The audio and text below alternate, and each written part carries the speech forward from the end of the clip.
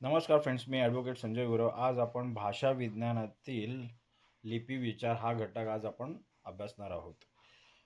M A मराठीच्या semester 1मधील विषय आहे भाषा विज्ञान आणि घटक आहे लिपी विचार. याचं प्रश्न उत्तर स्वरूपामध्ये हा घटक आज आपण अभ्यासणार आहोत. पहिला प्रश्न आहे, लिपी म्हणजे काय आणि लिपी विकासाचे प्रमुख 5 टप्पे कोणते? प्रश्न काय? लिपी म्हणजे काय आणि लिपी विकासाचे प्रमुख 5 टप्पे कोणते? याचं उत्तर, लिपी म्हणजे विचार किंवा ध्वनी व्यक्त करण्यासाठी वापरलेल्या खुणा किंवा चिन्हे होय. लिपी म्हणजे काय? तर जे आपले विचार, जे ध्वनी आहे, विचार ध्वनींमार्फत वापरण्यासाठी, व्यक्त करण्यासाठी, आपले विचार ध्वनींमार्फत व्यक्त करण्यासाठी वापरलेल्या ज्या खुणा आहेत किंवा चिन्ह आहेत, त्याला लिपी म्हटलेलं आहे. ओके. लिपी विकासाचे 5 टप्पे. सांकेतीकरणाची सुरुवात. संदेशवहनासाठी टोळ्यांनी चिन्हांचा वापर सुरू केला. काय सुरुवातीला सांकेतीकरणाची सुरुवात झाली, तिथे संदेशवहनासाठी टोळ्यांनी चिन्हाचा वापर केलेला दिसून येतो. चित्रलिपी, वस्तूंचे चित्रे काढून संदेश पाठवणे. सूत्रात्मक लिपी, दोरीला गाठी बांधून संदेश देणे. भावनात्मक संकेतात्मक लिपी, चित्रांना विशिष्ट भावना किंवा अर्थ देणे. उदाहरणार्थ सूर्य, उष्णता अशा प्रकारचे अर्थ देऊन संवाद साधणे. आणि ध्वनात्मक लिपी, उच्चारणावर आधारित चिन्हे निश्चित करणे. उदाहरणार्थ देवनागरी लिपी, रोमन लिपी. तर ही 5 संकेत चिन्ह आहेत किंवा ही 5 टप्पे आहेत जे लिपीचा विचार करतात. लिपी म्हणजे काय? विचार किंवा ध्वनी व्यक्त करण्यासाठी वापरलेला खुणा, चिन्हे होय. आणि लिपी विकासाचे 5 टप्पे कोणते आहेत? सांकेतीकरणाची सुरुवात, नंतर चित्रलिपी, सूत्रात्मक लिपी, भावनात्मक लिपी, संकेतात्मक लिपी, ध्वनात्मक लिपी. हे लिपी विकासाचे 5 टप्पे आहेत. ह्या 5 टप्प्यातून लिपीचा विकास झालेला आहे. प्रश्न दुसरा, ब्राह्मी लिपीची प्रमुख वैशिष्ट्ये सविस्तर स्पष्ट करा. काय? ब्राह्मी लिपीची प्रमुख वैशिष्ट्ये सविस्तरपणे स्पष्ट करा. ब्राह्मी लिपी ही भारतातील सर्वात प्राचीन लिपी मानली जाते. तिची वैशिष्ट्ये पुढील प्रमाणे आहेत. ब्राह्मी लिपी काय? ही भारतातील सर्वात प्राचीन लिपी आहे. तर तिचे वैशिष्ट्य आहेत. लेखन पद्धती, ही लिपी डावीकडून उजवीकडे लिहिली जाते. स्वरूप कसं आहे? ही मात्रात्मक आहे, सिलॅबिक आहे. मात्रात्मक लिपी आहे, ज्यात व्यंजनात स्वर मिळून वर्ण तयार होतात. ऐतिहासिक महत्त्व, सम्राट अशोकाचे बहुतेक शिलालेख याच लिपीमध्ये लिहिलेले आहेत.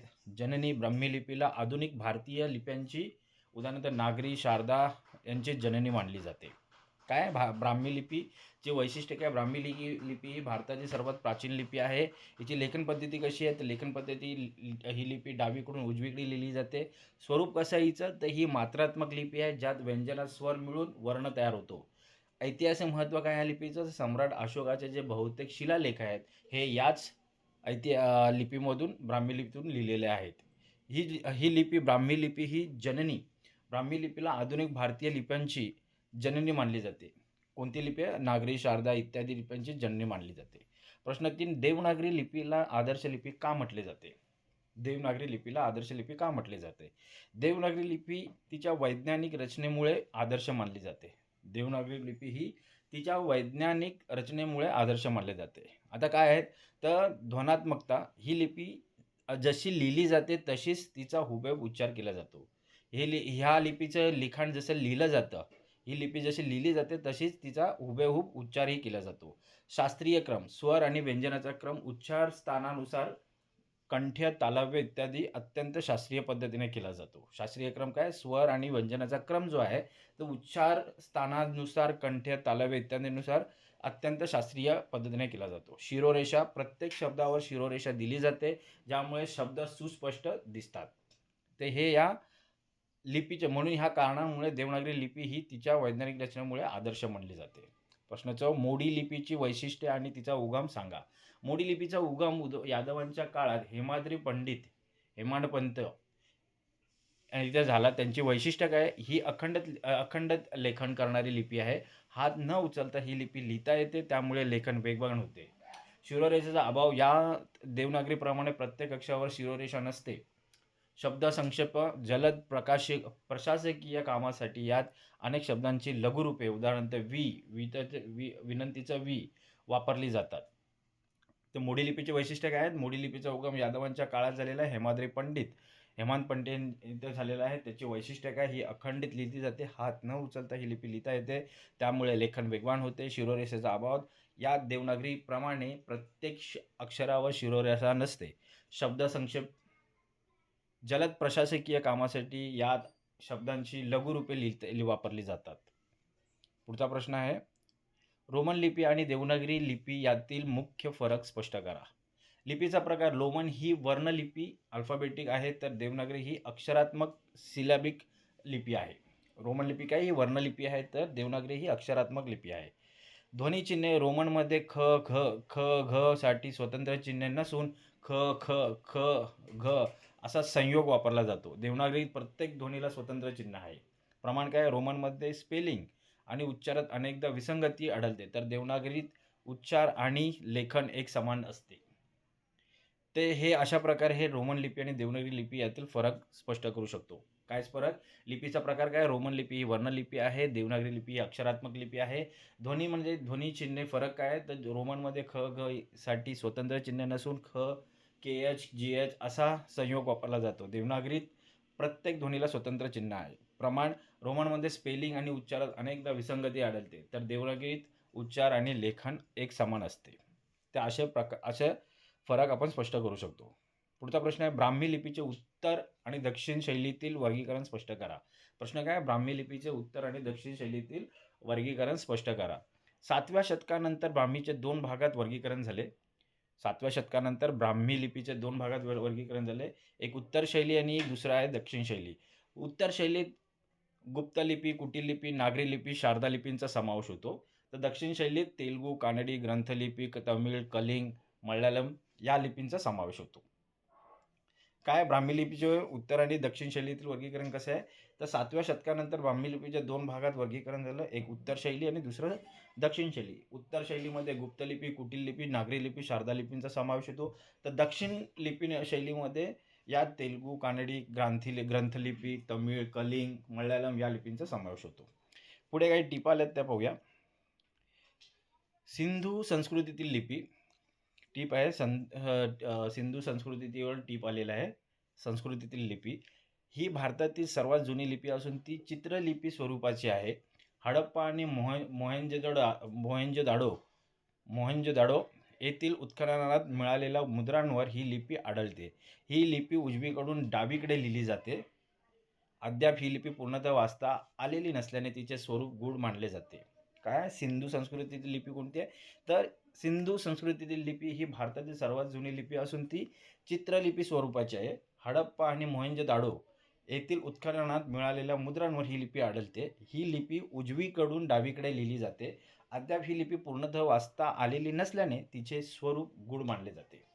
पुढचे आहे खारोष्टी लिपी. खारोष्टी लिपीवर टिपा आलेल्या आहेत.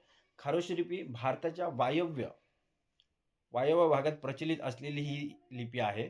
नॉर्थ सिमेटिक लिपीतून विकसित झाला आहे ह्या लिपीचा. खारोष्टी लिपीचे मुख्य वैशिष्ट्य म्हणजे ती उजवीकडून डावीकडे लिहिली जाते. यात ऱ्हस्व व दीर्घ स्वरभेद नसून स्वरांच्या योजनेचा अभाव दिसून येतो. काय, खारोष्टी लिपीबद्दल माहिती काय, तर ही भारताच्या वायव्य भागात प्रचलित असलेली लिपी आहे.